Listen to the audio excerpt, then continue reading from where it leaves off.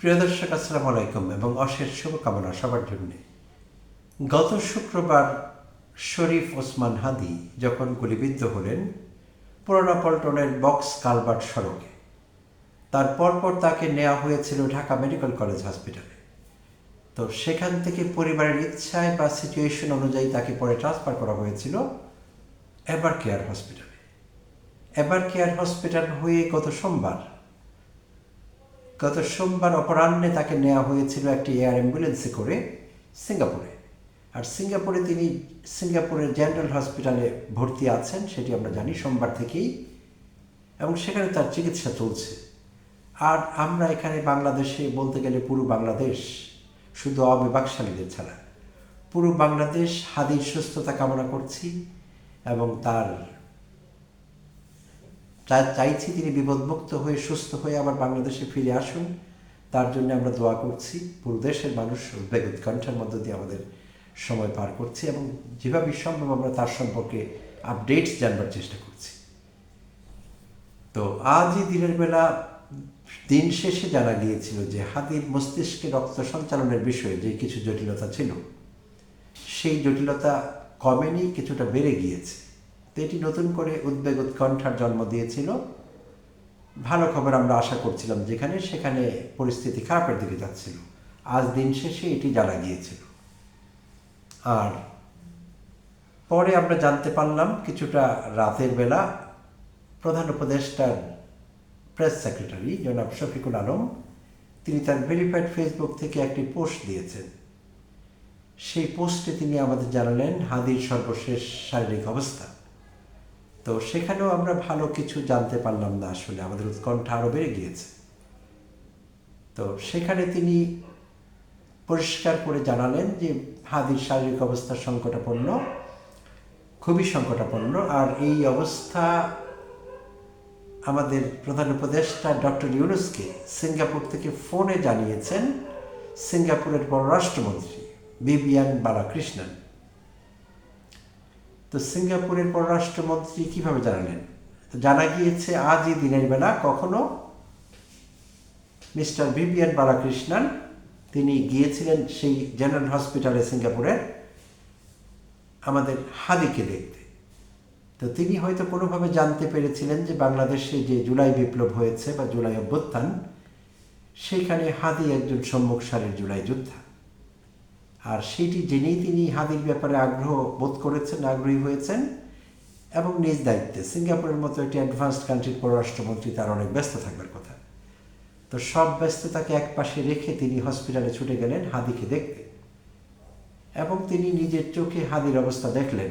দেখে তার কাছে সংকটাপন্ন মনে হয়েছে এবং সেইটি তিনি নিজেই ফোন করে আমাদের প্রধান উপদেষ্টাকে জানালেন যে হাদির শারীরিক অবস্থা খুবই সংকটাপন্ন। তো এইটি আমাদের উদ্বেগ আরও বাড়িয়ে দিয়েছে নিঃসন্দেহে। আর প্রধান উপদেষ্টা এরই প্রেক্ষিতে দেশবাসীকে আহ্বান জানিয়েছেন শরীফ ওসমান হাদির জন্য দোয়া করতে এবং প্রার্থনা করতে। আর এর বাইরে আসলে আপাতত আমাদের বিশেষ কিছু করবারও নেই, কারণ হাদি একটি ভিন্ন দেশে আছেন আর সেখানে তার চিকিৎসা চলছে এবং সর্বোত্তম চিকিৎসাই চলছে যতটুকু সম্ভব। সিঙ্গাপুরের চিকিৎসা ওয়ার্ল্ডের মধ্যে একেবারেই প্রথম সারি। তো ভালো জায়গায় তিনি আছেন এবং তার চিকিৎসা ভালোভাবে চলছে। তারপরও তার যে আঘাতটি মস্তিষ্কে, যতদূর জানা গেছে তার মস্তিষ্কে গুলির একটি অংশ এখনো রয়ে গিয়েছে। তো সেটি বিপজ্জনক এবং সেটি জটিলতা বাড়াচ্ছে ক্রমশই। আর সিঙ্গাপুরের ডাক্তাররাও তাদের মেডিকেল বোর্ড সিদ্ধান্ত নিতে পারছেন না তাদের কি এই মুহূর্তে আরেকটি অপারেশন করা উচিত, আরেকটি সার্জিক্যাল অপারেশন হয়ে যাওয়া দরকার গুলির যে অংশটুকু রয়ে গিয়েছে সে অংশটুকু বের করবার জন্য ব্রেন থেকে। তো চাইলে তারা অপারেশনটি করে দিতে পারতেন, শুরু করতে পারতেন, কিন্তু তাদের আবার আশঙ্কাও রয়েছে যে যেই জায়গায় গুলিটি আটকে আছে সেটি খুবই সংবেদনশীল জায়গা, আর অপারেশন করলে পরিস্থিতি জটিলতর হতে পারে। তো সেই আশঙ্কার থেকেও তারা ঠিক এখনো ডিসাইড করতে পারেননি অপারেশনটি কি করবেন নাকি করবেন না। তারাই আবার চিন্তা করছেন হাদিকে যুক্তরাষ্ট্রে কিংবা যুক্তরাজ্যে নিয়ে যাওয়া যায় কিনা আরেকটু অ্যাডভান্স চিকিৎসার জন্য। মস্তিষ্কের যে অপারেশনটির কথা বলছিলাম গুলির অবশিষ্টাংশ বের করবার জন্যে, সেটি একটি জটিল এবং সফিস্টিকেটেড সার্জিক্যাল অপারেশন। তো সেইটি হয়তো যুক্তরাষ্ট্রে বা যুক্তরাজ্যে আরও ভালোভাবে করবার সম্ভাবনা আছে। তো এই সম্ভাবনা নিয়েও সিঙ্গাপুরের ডাক্তাররা কিন্তু কাজ করছেন। কিন্তু এখানেও আরেকটি জটিলতা দেখা দিয়েছে, আর সেটি হলো যুক্তরাজ্য কিংবা যুক্তরাষ্ট্রে যেতে হলে বেশ লম্বা সফর, তার ফ্লাইং টাইম বেশ ভালোই আছে। তো এই লম্বা সফর, হাদির যে শারীরিক অবস্থা এখন, তার শরীর সেইটি কুলোতে পারবে কিনা, তো এই চিন্তাটিও ডাক্তার সাহেবরা করছেন। তো তারা হয়তো অপেক্ষা করছেন তার শারীরিক অবস্থা একটু স্থিতিশীল হলে, যখনই তারা মনে করবেন যে হাদি ফ্লাই করবার উপযোগী হয়েছেন, ফ্লাই করবার জন্য ফিজিক্যালি ফিট, তখন তারা হয়তো দুই দেশের কোনো এক দেশে তাকে পাঠাবেন, যুক্তরাজ্যে কিংবা যুক্তরাষ্ট্রে। আপাতত এরকমই প্ল্যান ডাক্তারদের। সিঙ্গাপুরে এই মুহূর্তে সেই অপারেশনটি তার এখন আর হচ্ছে না, যদিও সম্ভাবনা যাচাই করছিলেন ডাক্তাররা, কিন্তু তারা ঝুঁকিপূর্ণ মনে করছেন এই মুহূর্তে, তাই সে অপারেশনটি আপাতত করছেন না, এটুকুই জানা গিয়েছে। তো এই ছিল তার সর্বশেষ শারীরিক অবস্থার খবর। আর এর বাইরে তাকে যারা গুলি করেছেন, সেই শুটার মাসুদ এবং তার আরেক সহযোগী যে তাকে সহযোগিতা করেছে বাইক চালিয়ে, আলমগীর শেখ, এই দুজনই পলাতক আছে আমরা জানি, এবং তাদেরকে ধরবার জন্য পুলিশ সর্বাত্মক চেষ্টা করছে বাংলাদেশে, যতটুকু খোঁজখবর যেখান থেকে পাওয়া সম্ভব। তো সব রকমের সম্ভাব্য যত রকমের খবর আছে, সব খবর ঘেটে ঘুটে বিশ্লেষণে যা দাঁড়ায়, আইনশৃঙ্খলা রক্ষাকারী বাহিনীরও এই অভিমত যে মাসুদ বা আলমগীর তারা দুজনের কেউ দেশে নেই, তারা সঙ্গে সঙ্গে পালিয়েছে।